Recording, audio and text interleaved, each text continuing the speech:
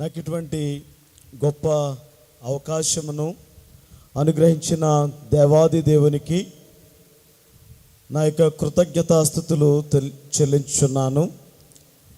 నన్ను ప్రేమించి దీనుడనైన నాకు ఈ అవకాశం ఇచ్చిన బైబిల్ మిషన్ అధికారులైన ప్రెసిడెంట్ అయ్య గారికి, వైస్ ప్రెసిడెంట్ అయ్య గారికి, సెక్రటరీ అయ్య గారికి, జాయింట్ సెక్రటరీ అయ్య గారికి నా యొక్క హృదయపూర్వకమైన వందనములు తెలియచేయచ్చు ఉన్నాను.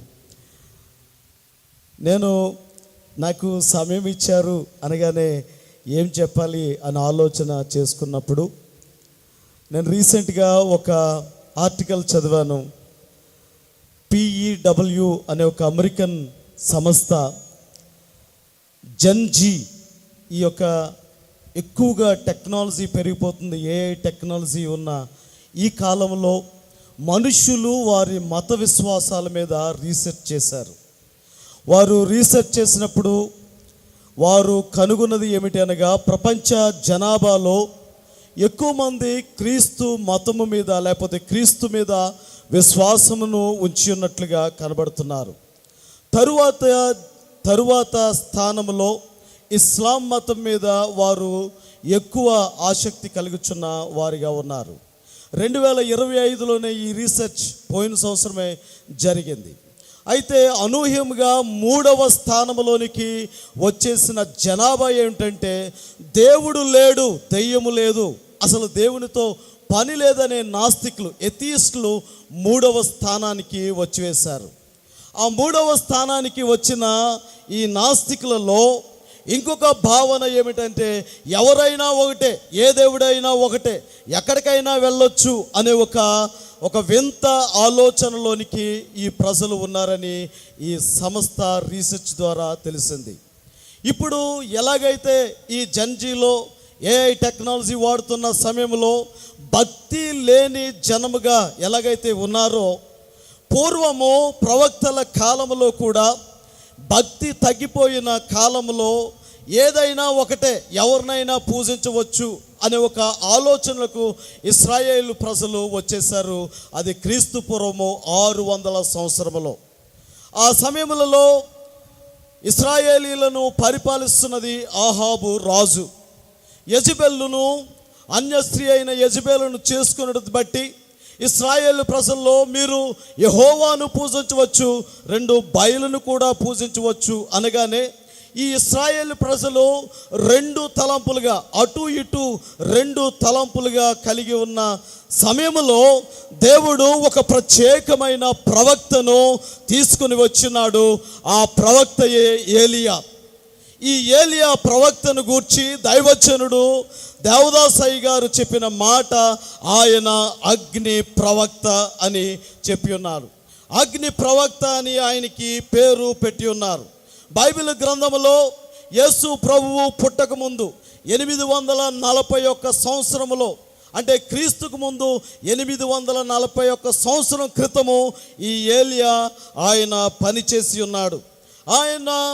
ఆయనకు ఈ రోజు వరకు యూదులలో ఒక ప్రత్యేకమైన స్థానం ఉన్నది. యూదులు ఈ రోజు వరకు పస్కా పండుగ చేసుకుంటారు. ఆ పస్కా పండుగలో ఆ కుటుంబం అంతా యూదుల ఆచారం ప్రకారం ఆరాధనకు ముందు ఆ విందులు సిద్ధం చేసేటప్పుడు ఒక ప్రత్యేకమైన టేబుల్ను అరేంజ్ చేస్తారు. ఆ టేబుల్ మీద ఒక ప్రత్యేకమైన కప్పు పెడతారు, దాంట్లో ద్రాక్షారసం పోస్తారు. దాన్ని కోస్ ఎలియాహు అంటారు. ఇది ఏలియా గారి కప్పు అని వారి యొక్క భావన. ఎందుకు అనగానే మలాకి తన చివరి మాటల్లో ఏలియా వస్తాడు అని ఆయన 4వ అధ్యాయం 5-6 వచనములు చెప్పటను బట్టి మనలందరినీ బలపరచడానికి, మెస్సయ్య కొరకు సిద్ధపరచడానికి ఏలియా వస్తాడు అనే ఒక ఆలోచనతో వాళ్ళు ఉంటారు. కాబట్టి ఆ కప్పును పెడతారు. యూదులు వారు ఏ విధమైన మత సంబంధమైన బోధనలో ఏదైనా తర్కించుకోవాలంటే, లేకపోతే తీర్పు చెప్పుకోవాలంటే వారి మధ్య కూడా ఈ కప్పును పెడతారు. దాన్ని 5th కప్ అంటారు. ఏలియా వచ్చి మన వివాదమును తీరుస్తాడు అని చెబుతూ ఉంటారు. ఏలియా గారు ఏ పుస్తకమును ఆయన రాయలేదు, కానీ ఏలియా గారు ఆయన ఏ పుస్తకము రాయలేదు, కానీ ఆయన గూర్చి బైబిల్ గ్రంథములో 11 పుస్తకములలో 99 సార్లు ఆయన గూర్చి వ్రాయబడి ఉన్నది. ఇంకా ఈ ఏలియా గారిని గూర్చి ఆయన ఎవరు అనే అంశము ఈ బైబిల్ గ్రంథంలో చెప్పలేదు. తిష్బీయుడైన ఏలియా, ఆయన ఊరు పేరు మాత్రమే చెప్పి ఉన్నారు. తిష్బోన్ అనే పట్టణము నఫ్తాలీయులకు ఇవ్వబడింది, నఫ్తాలి వంశానికి చెందింది. కానీ దానిలోనికి గాదు వంశస్థులు వచ్చి ఉన్నారు. గాదు వంశస్థులు గిలాదీయులు కాబట్టి మెట్టుకు ఏలియా గాదు వంశస్థుడు అని చెప్పుచూ ఉన్నారు. బైబిల్ పండితుల అభిప్రాయము ఈయన గాదు వంశస్థుడని చెప్పుచున్నారు. ఈయన గూర్చి బైబిల్ వ్యాఖ్యానము కామెంటరీ చెప్పుచున్నది. మాథ్యూ హెన్రీ అనే ఈయన తల్లి పేరు కానీ తండ్రి పేరు కానీ వీరు వంశముగా ఏమీ లేదు కనుక ఈయన దేనితో ఈయనను ఎవరితో పోల్చి ఉన్నారంటే మెల్కీసెదెకుతో పోల్చున్నారు. మెల్కీసెదెకును గూర్చి పౌలు గారు హెబ్రీ పత్రికలో ఆయన తండ్రి లేనివాడు, తల్లి లేనివాడు, వంశావళి లేనివాడు అని చెప్పుచున్నారు. కాబట్టి దాదాపు అన్ని కామెంటరీలు కూడా ఈయన గూర్చి ఏలియా మెల్కీసెదెకుకు పోలికగా ఉన్నాడు అని చెప్పుచూ ఉన్నారు. ఈ ఏలియాను గూర్చి మనము పరిశీలన చేసినట్లయితే ఆయన దైవ ప్రణాళికలో ఉన్నవాడు కాబట్టి మనుషులను దేవుని వైపు తిప్పడానికి దేవుడు ఆయనను ఏర్పాటు చేసుకున్నాడు. ఆయన ఆహాబు సన్నిధిలో లేకపోతే ఆహాబు దగ్గర నిలవబడి ఏమని చెప్తున్నాడంటే, నేను ఎవని సన్నిధిని నిలవబడి ఉన్నానో అంటున్నాడు. నేను ఎవని సన్నిధిని నిలవబడి ఉన్నానో అని చెప్పుచున్నాడు. ఆయన ఉన్నది ఆహాబు రాజు మందిరములో అయినా సరే ఆయన మాత్రం నిలుచున్నది దేవుని దైవ సన్నిధిలో. కాబట్టి దేవుడు ఇశ్రాయేలీయులకు వాగ్దానం ఇచ్చున్నాడు.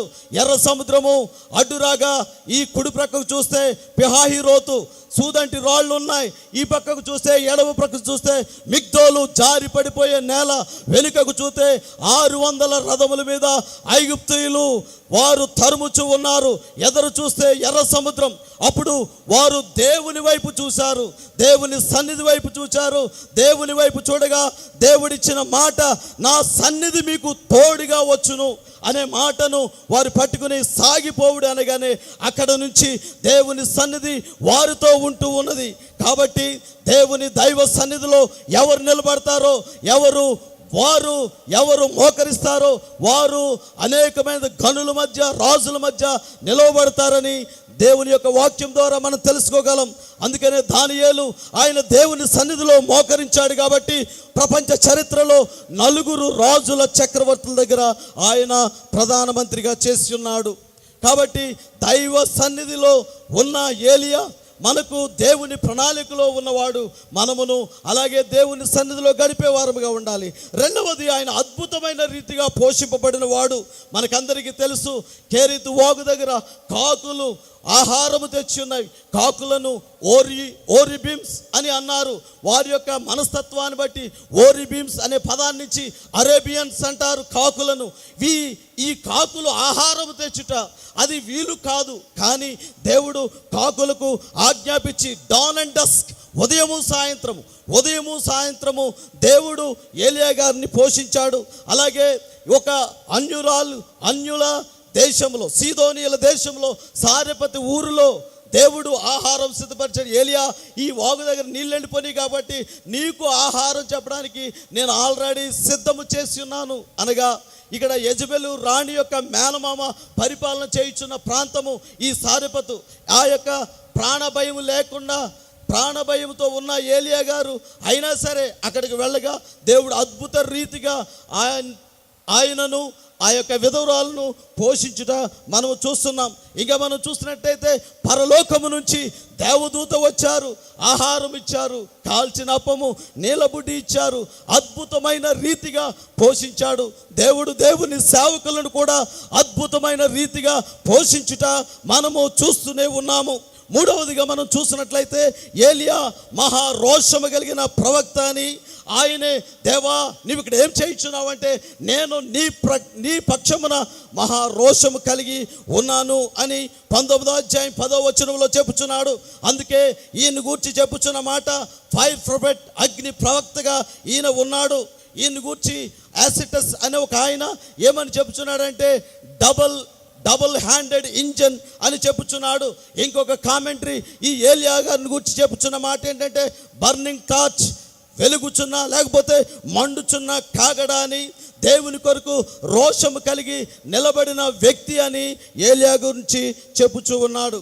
కాబట్టి ఈ కాలంలో దేవుడు లేడు, లేకపోతే దేవుడు లేడు అని నాస్తికత్వం పెరిగిపోతున్న కాలంలో మనమును కూడా, లేకపోతే దేవుని పక్షముగా విరుద్ధమైన వారు లేచుచున్న కాలంలో ప్రతి సేవకుడు, ప్రతి విశ్వాసి కూడా దేవుని పక్షముగా మహారోషము కలిగి నిలిచే వారముగా, ఏలియా ఆత్మను పొందుకునే వారముగా ఉండాలి. ఇంకా మనం చూసినట్లయితే ఈయన బలమైన యోధుడు. ఈ బలమైన యోధుడు ఆయన వర్షం కొరకు ప్రార్థన చేస్తే వర్షం వచ్చినది.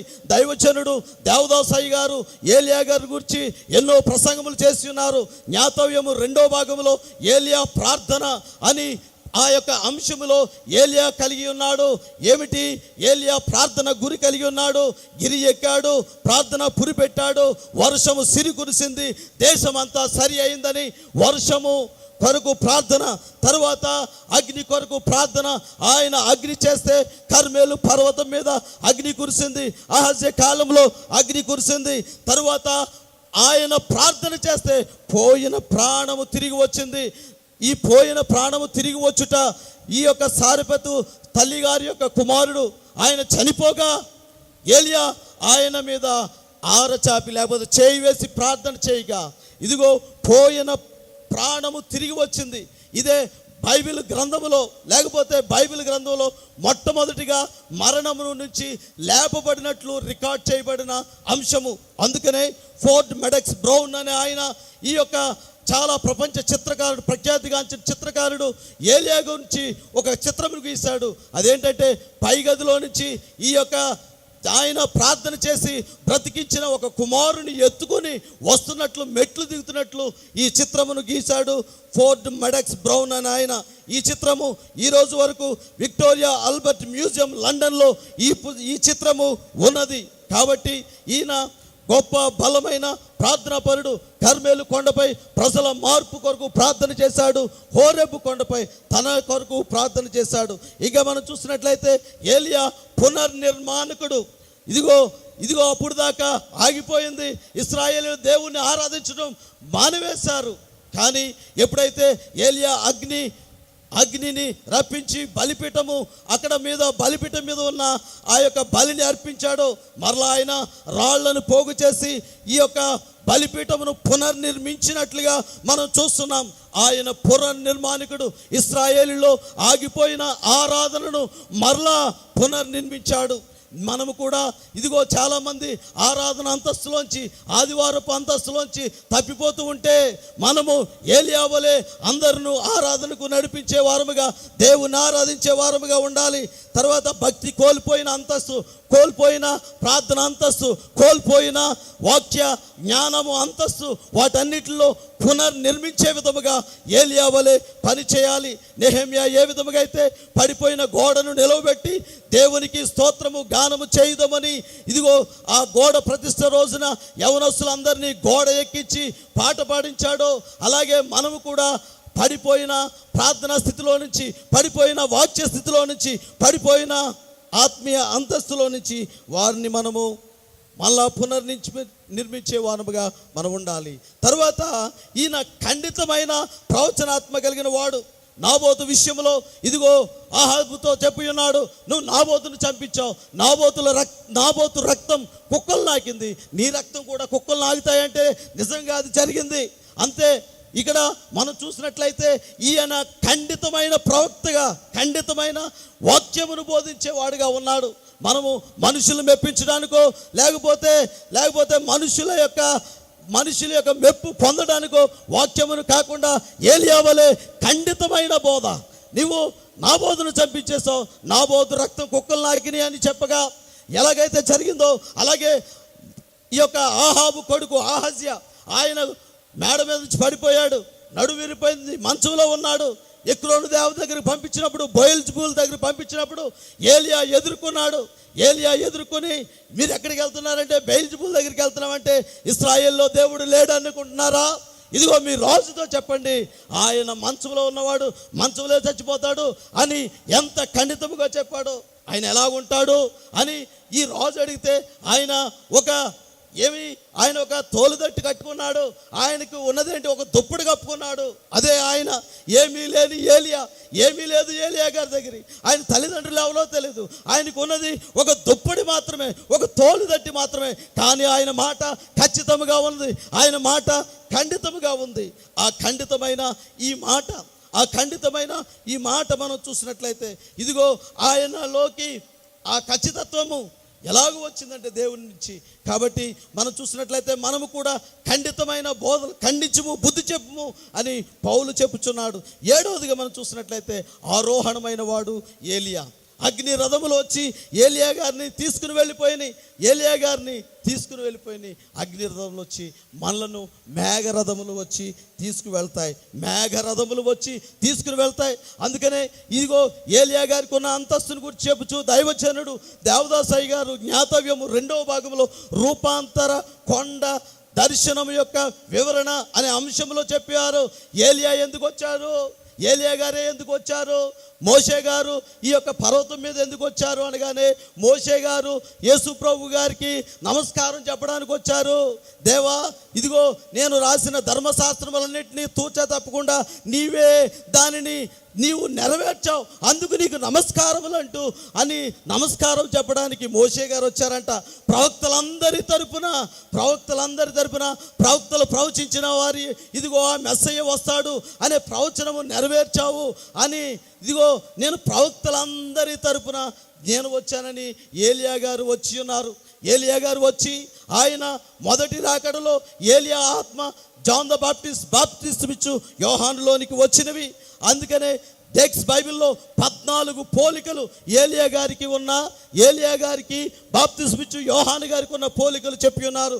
ఏలియా ఆత్మ బాప్తిస్మిచ్చు యోహానులోకి మొదటి రాకడలో ఎలాగైతే వచ్చిందో, ఇదిగో సాక్ష్యం ఇవ్వడానికి యోహాను గారు ఎలాగొచ్చారో, 2వ రాకడలో 7 ఏండ్ల శ్రమలో మనము పాలు పొందకుండా ఉండడానికి, మనలను బలపరచడానికి ఇదిగో సాక్షిగా ఏలియా వస్తారని జ్ఞాతవ్యంలో దైవజనుడు రాసి ఉన్నారు. కాబట్టి ఏలియా వలె మనము మేఘమెక్కే అంతస్తు, ఏలియా వలె ఆరోహణమై అంతస్తు, ఏలియా వలె రోషము కలిగిన అంతస్తు దేవుడు మనందరికీ దయచేయును గాక.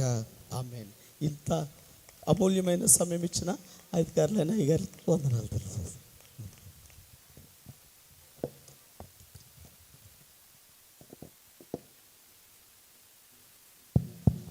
దేవునికి స్తోత్రం. అందరూ గట్టిగా చెప్పకూడదామా? యవనస్తుడు చాలా బలముగా ఏలియా ప్రవక్తను గురించి వివరించారు. ఏలియా ప్రవక్త ఎలాగో రోషంతో ఆయన పనిచేశారో, అలాగే రోషంతో దేవుని వాక్యాన్ని వివరించిన ఎబెనేజర్ గారికి ఈ సభ తరపున, అధికారులందరి తరపున నా ప్రత్యేకమైన మన్నత దేవుడు దీవించును గాక. మరొకసారి అందరూ చప్పట్లు కొట్టండి గట్టిగా, ప్రభుని ఆశీర్వదించును గాక. మరి ఇక సమయం అయిపోయింది కనుక ఈ సమయాన్ని మరలా నేను ప్రెసిడెంట్ గారికి అప్పగిస్తున్నాను. ఆఖరి ప్రార్థన, ముగింపు ప్రార్థన రెవరెండ్ ఎన్ ప్రసాద్ గారు వారు చేయవలసి ఉంది. ప్రకటనలు ప్రెసిడెంట్ గారు జరిగిస్తారు. మరి రాత్రికాల కూటాన్ని నడిపించడానికి ప్రెసిడెంట్ గారు నాకు ఇచ్చిన అవకాశాన్ని బట్టి అయ్యగారికి నా ప్రత్యేకమైన మరణాత